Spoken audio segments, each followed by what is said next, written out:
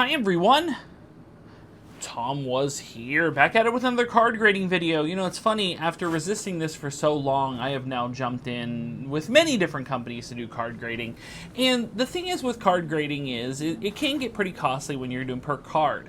In the sense, you know, I really haven't sent anything to PSA yet. And the reason why I haven't sent anything to PSA yet is because unless you're part of their $200 a year club, you have to pay somewhere in the neighborhood of, you know, sometimes $19 to $25 to sometimes $30 a card. There's other grading companies that are similar. SGC, which I've now graded with a couple times, is only $15 a card. In some cases, they have $12 specials, which is much more reasonable. But what if you're not flipping cards? What if you're simply taking cards that maybe you wouldn't necessarily have considered grading at $15, $20, $30 a card, and instead you could slab them and put them into a encapsulation for a significantly lower price. Enter Golden Grading. Golden Grading has been around for a few years, but I stumbled across them because they're offering slabs at $4 a card, which I know people are snobby when it comes to, grading, and like some people are like PSA only. They won't, deal with anyone else. I'm willing to try everyone out.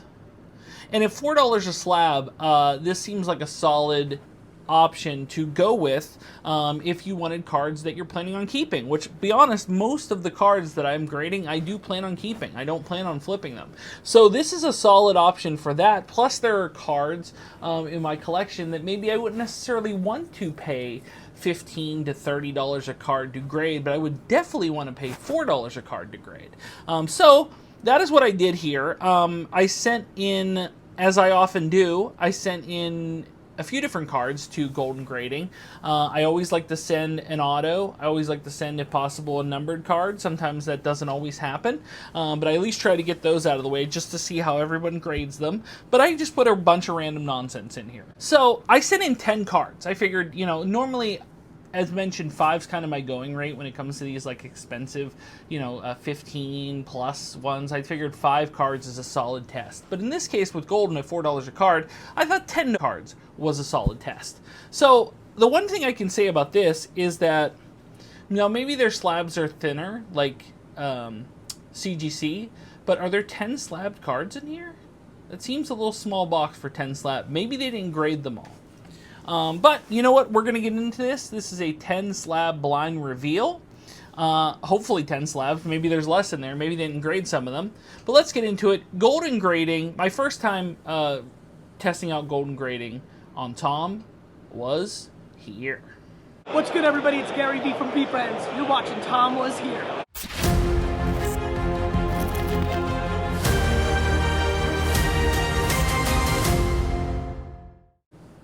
Okay, so, this is a box here. Plus, I don't exactly know how this opens to see how the box, if the grades are just going to fall out, or if they have any sort of, I assume it's not like Tag, where they're putting them in,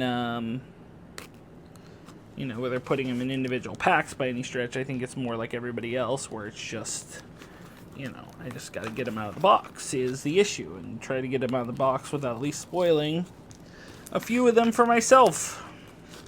So, I did not want to butcher this box, but that's exactly what we're doing. This would have been a great box to submit cards that I do plan on submitting again to another CGC, I believe, because I like CGC. Okay.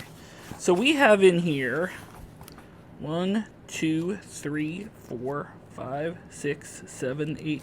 So there are 10 slabs in here. Okay, 10 slabs. There you go. There's 10 slabs in here. We got the box out of the way. There are 10 slabs in here. Okay. So the thing with Golden, let me tell you the good and bad of Golden. Golden is not as intuitive as, say, things like SGC or PSA. When you're submitting them, you don't even really have to fill out the cards that you're submitting. And when they receive the cards, they send you an invoice via PayPal, which that part is pretty cool. The bummer on that is that after you pay the invoice, you don't hear from them at all until it ships. And they're running about, I think I put this in about 25, something like that, days ago, which is not, uncommon. Like I said, SGC's running like mega fast at 5 to 10, but most people are running around like the 20 mark, if not longer. I think Tag's running around that time. So that's the only bummer with that. You can't actually check your submission to see where the process is versus other companies that do so. But still, at $4 a card, I can't complain. So, it was my first time even looking at a golden grading slab, and there were 10 in there. There could have been actually more in that box, so maybe they're thinner. Let's see, this one here. Okay, so this one here, we'll do the first one here. This is Tom Geary, who was Smalls from The Sandlot. I figured, I was like, oh, that's a cool card. This is under 2021 Super Glow. It's an autograph card.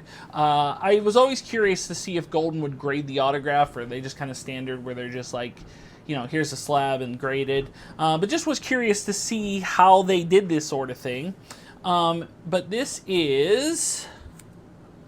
comes in a 9. Okay, that's fine. So yeah, that was... Now the other thing is that this one is 20 out of 100. But it doesn't list that on the label that it's 20 out of 100. So they don't really get into like the numbered labels or anything. So maybe not the ideal place for, say, autographs or numbered cards. Having said that, this slab feels pretty good. Like, it's not in, it's definitely, I would say, lighter than, say, SGC, which is the larger slab overall. But it's around, I would say, PSA size and other companies' size. So it's not something where at $4 a card you're losing some good quality or anything. I think it's pretty good. So I'm no complaints there as far as that goes. But yeah, got a 9. Feel pretty good about that 9 on there. So yeah, and they're individually bagged. So they are bagged here. And it's not bad. Pretty cool slabs. This next one here is, like I said, I put all types of different stuff in here. I put some sports, I put some autos, I put some pop culture, I put all types of different stuff. So this one here is a Corbin Burnson from Leaf Pop Century. And the reason why I have Corbin Burnson in here is not only is he fantastic in just about everything, I always liked Corbin Burnson, but when I was at Steel City Con meeting him, when my son was really young and only knew him as Sykes' dad, is always referred to him as Sykes' dad, he actually signed a baseball for my son at no charge and just handed it off to him. Not to mention, like, we did like the picture and auto and things with him, and then he signed an additional baseball. He was charging more for the baseballs, so he did not have to do that. So anybody that does a kindness like that is a stand-up guy and a fan for life at that point. So when I saw the Corbin Burnson card here, I was like, you know what, that's a pretty cool card, and I'm intrigued by, I was like, you know what, I would slab that up because I'm a big fan of him.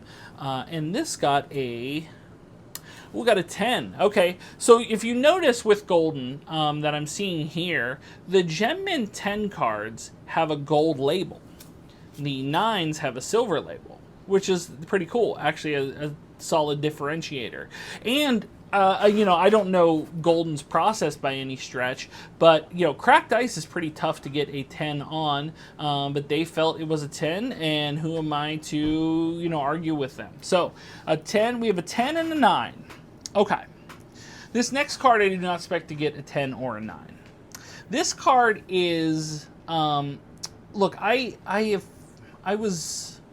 my card collecting days when I was younger were firmly in the junk wax era. And most of those cards that I had, I really didn't take good care of. I just threw them in a box. I did off the wall with them. Do you ever do the thing where you threw a card against the wall and your friend threw a card against the wall, and whatever card landed on it, you would win both cards? We played that a ton. Great, fun game, but really, it was doing some damage to the cards as far as thing. But then they were junk wax, so what's it matter? But I rarely top-loaded any card. But I did top-load this one, and I found it in a box. My brother was moving, and he found this in a box, and he gave it to me. And of all the cards that were war-torn in that box, and they were basically just thrown in the box, this was sitting here as one of the rare few that actually were top-loaded. And even though it's like a 93 Jordan, I was like, you know what? I was like, this is one that, you know, I'm just going to get this graded because this is literally my card when I was younger. I remember getting it. I remember like, ooh, it's Jordan, you know, even though it's, you know, junk, it's probably not worth hardly anything. But, you know, it was like, all right, I'm going to do this and get this one graded. And this one got an 8. Okay, you know what? That's not bad. I'll take that. I'll take that. I was expecting worse, to be honest. It was, keep in mind, it was in a box, a cardboard box of just a bunch of cards thrown in. It was top loaded, but that top loader was, you know, it wasn't the premium top loader you get now. It was in kind of rough shape. So I'll take an 8, to be honest. So, all right. So what we have so far, let's get these in order. We have 1 8, 1 9, 1 10. So we're hitting the whole rainbow of grades here. This next one here is Andrew McCutcheon. I think I got this at a card shop recently, and I realized I didn't have any Andrew McCutcheon graded stuff. McCutcheon's probably my favorite pirate of all time. He's I mean, maybe not my favorite pirate of all time. Let me clarify. As far as the pirates that I've seen that actually did something successful in this league, there's no comparison at the moment. And you know, we have Skeens now, but for a long while, all we had was Andrew McCutcheon. You know, he's an MVP, arguably a fringe Hall of Famer. If somebody like Harold Baines can potentially get in, maybe McCutcheon has a shot. He's got some nice stats that could help his claim, but he's also got, you know, he doesn't have some of the same levels. So who knows what that'll end up being. But saw this McCutcheon card here. Is like, you know what, that's a cool design. I love that kind of look. We're going to get this one graded. And considering I see a silver label, it's at least a 9, if not worse. And it is a 9. Okay. All right. So it's a 9 here. You know, maybe, you know, I looked it over pretty good. I was like, you know, is there anything that, you know, would stop this from being a 10 other than its top's chrome? I didn't see anything. So I'm okay with that being a 9. That's not a problem. Okay, so this next one here is Stacy Keibler. Stacy Keibler, you know, was a teenager in the Attitude Era as far as wrestling's concerned. And everybody had their favorites. Some, you know, decided between Trish or Lita. But Stacy was always mine. You know, she was the one that was, you know, far above and beyond any other WWE diva. You know, past, present, future. She's still that one. So when I got this card out of I think it was like a whatnot, and it's numbered. So 63 out of 275. The only bummer on the golden ones that I see so far is with these numbered cards, they don't specify that it's, you know, 63 of 275. You know, it doesn't say anything on the label. But that one got a 9 as well. Okay, so we're just rolling through 9s here, which is okay. Like I said, it's not, I don't know if they do half grades either. But still, the lowest grade is an 8, which is, you know, kind of comparable to other grading card companies that I had dealt with.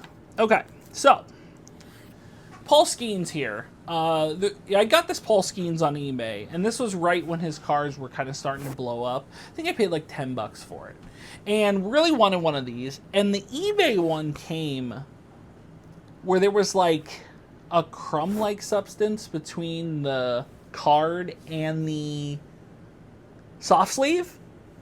And when I pulled it out and got the crumminess or whatever weird stuff out of it, it definitely had a noticeable, you know, there like, maybe not like a pinch, but like there was a dent in the card. Like there was some, clearly it was like a scratch on the card. And this is not like a chrome type card. This is a paper card. So with a scratch, you knew it wasn't getting a 10. So I wasn't going to send it into one of like the top grading companies by any stretch, but it'd be cool to have, you know, another Skeens slab. I have a few rookie 10s, and I was like, you know what, this one would be just purely like a PC hold for me, and because I don't have this particular one slabbed. So, you know, I see the silver, so I know for sure it didn't get a 10, and I knew it wouldn't get a 10 because of that scratch, and it got a 9, which is fine. Like I said, the corners look good, everything looked good, but yeah, it boiled down to just not being a, you know, I knew that scratch would hold it back.